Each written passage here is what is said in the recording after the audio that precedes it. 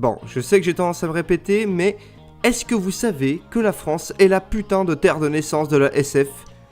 Ouais, je sais, quand on voit la gueule de nos films, c'est dur à croire, mais je vous jure que c'est vrai. Il fut un temps où de France provenaient les œuvres de science-fiction les plus avant-gardistes, et à l'époque, il y avait un maître parmi tous les autres, l'avatar de la science-fiction, le glorieux et magnifique Métal Hurlant. Métal Hurlant, c'est un magazine incontournable de la SF qui a couru de 1975 à 2006 et vivier de talents comme Oméga Hazard, le grand pape de la SF français, le grand et immensément regretté Mobius. Vous le savez peut-être pas, mais l'influence de Métal Hurlant fut colossale sur l'histoire de la pop culture. Le nombre d'artistes et d'œuvres inspirées par les pages bénites de ce magazine sont beaucoup trop nombreux pour être comptés. Mad Max, Alien, Lincoln, Le Cinquième Élément, Blade Runner et tant d'autres. Et c'est en 1981 que le grand Ivan Reitman décida de produire le premier film inspiré de la version américaine du Métal Hurlant, sobrement nommé Heavy Metal. Ivan Reitman, ça vous dit peut-être rien et pourtant je suis sûr que certains d'entre vous lui doivent un bout de leur enfance, vu que c'est à lui que l'on doit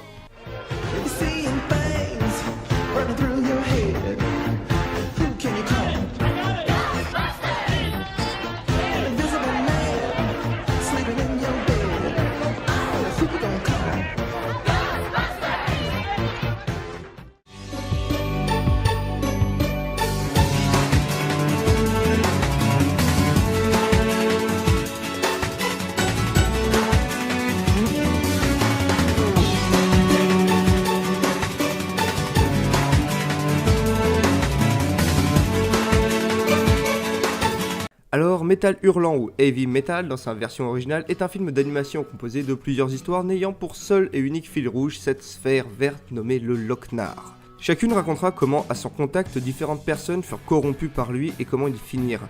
Alors je vais pas vous décrire avec précision chacun des courts-métrages qui composent le film parce que ça serait beaucoup trop long et chiant, et je vais juste directement passer à ce qui fait que ce film reste et restera une pierre angulaire de la science-fiction. Le film va nous présenter au fur et à mesure de ses histoires plusieurs concepts de science-fiction et surtout plusieurs façons de la traiter. Cela va du comique le plus ouf au cynisme le plus profond. Et chaque segment du film est une très bonne œuvre de science-fiction en soi, bien que je qualifierais plutôt quand même ça de science-fiction pour adultes. Ouais, va falloir éviter de mettre votre gamin devant ce film par contre, déjà parce que parfois les visuels semblent tout droit sortis de l'esprit d'un graphiste fou sous acide, que les morts de personnages sont légion et souvent assez trash, mais aussi parce que le film n'est vraiment, mais alors vraiment pas avare sur le cul. Je crois que dans au moins chacun des segments, il y a au moins une nana qui finit à poil. Mais loin d'être juste un rince-œil assumé, tous les segments nous montrent une humanité dépravée et décadente, une humanité violente dont le Loc-Nar semble prendre plaisir à voir s'entre-déchirer. On pourrait voir le Loc-Nar comme un catalyseur des véritables sentiments humains. Il donne l'occasion aux individus de se comporter comme des ordures et les humains mis à son contact sautent sur l'occasion sans trop se poser de questions. Cette vision très sombre de l'humanité est sans doute due à l'implication de Dan O'Bannon dans le projet.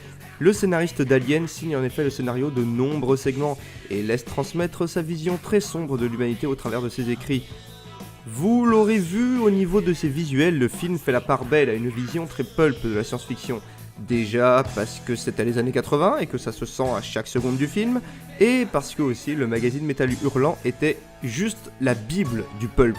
C'est donc évident qu'un film inspiré du Métal Hurlant aura une esthétique pulp. Avec une esthétique pareille, autant vous dire que le film a fait réagir et pas forcément quand bien. Faut dire que sorti en plein milieu des années Reagan, une période aussi appelée la révolution conservatrice américaine, faire un film qui montre autant de scènes suggestives et qui se fout ouvertement de la gueule des US, ça a fait un peu gueuler un paquet de monde. Le film s'amuse en effet à mettre tout plein de taquets au symbole de l'Amérique, que ce soit lors du segment du procès où l'accusé, qui est présenté comme une ordure sans nom, est le portrait craché de Superman, ou encore lors de la réunion au Pentagone où les responsables du pays ne sont pas vraiment montrés sous leur meilleur jour, c'est le moins qu'on puisse dire. Après, avec un nom comme celui que possède le film, il est inutile de dire que Heavy Metal c'est aussi un énorme score musical. La BO, essentiellement composée de ce qu'on appelait à l'époque le Heavy Metal, accueille en effet des artistes cultes tout au long de son déroulé. Comme ça on peut citer du Blue Oyster Cult, du Black Sabbath, du Devo, du Cheap Trick et tant d'autres, tous des groupes cultes plus talentueux les uns que les autres.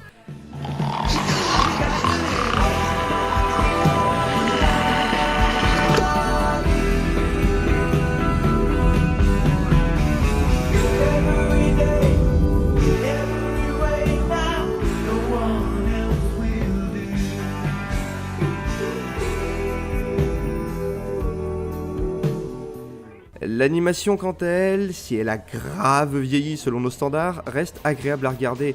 Elle a ce charme désuet des films de l'époque. Alors ouais, c'est pas forcément ultra dynamique et parfois c'est carrément mou du genou, mais les designs autour sont tellement ouf que l'on passe bien vite au-delà. D'autant que si aujourd'hui ça paraît laid, à l'époque le film était assez ouf techniquement.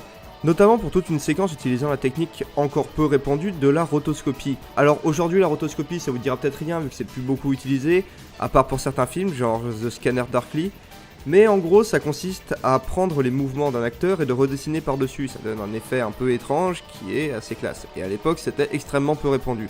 Un des films les plus connus utilisant la rotoscopie c'est Le Seigneur des Anneaux. Non, pas Le Seigneur des Anneaux que vous connaissez, ce Seigneur des Anneaux. Et un jour je vous en parlerai parce qu'il y en a des choses à dire dessus. En même temps, normal pour un film de science-fiction révolutionnaire d'utiliser les dernières technologies à sa disposition. Et si à l'époque le film n'a pas fait l'unanimité, il a par contre été révolutionnaire pour de nombreux créatifs. Prenons par exemple Le 5e élément de Luc Besson. Et bah le film est plus que fortement inspiré par le premier segment du Métal Hurlant. Regardez, c'est ouf à quel point c'est les deux mêmes films. Un héros conducteur de taxi à New York, qui récupère les armes de ceux qui l'agressent, qui va rencontrer une mystérieuse rousse qui va l'entraîner dans une aventure de dingue, et même le fait qu'il couche avec ses dents. Le même film, je vous dis, le même. C'est d'ailleurs un jeu assez amusant de regarder le film et d'essayer de voir quel film ou autre œuvre importante de la pop culture doit à tel ou tel segment du Métal Hurlant. Par contre, évitez de faire le jeu à boire, je veux pas avoir à compter les cadavres. Métal Hurlant est une page d'histoire à lui tout seul. Le voir, c'est voir et comprendre d'où viennent une grande partie des œuvres auxquelles vous devez une partie de votre imaginaire. Alors ok, c'est pas super beau, mais putain, qui s'en soucie ? C'est un film capital de l'histoire de l'imaginaire collectif que vous avez sous les yeux, une page d'histoire qui bouge, merde ! Alors regardez-le, regardez ce putain de film par pitié, il en vaut la peine. Quand on regarde ce film en sachant tout ce que l'on lui doit, on ne peut le regarder qu'avec des yeux pleins de reconnaissance et de tendresse. Quant à moi, je vous dis à bientôt et salut!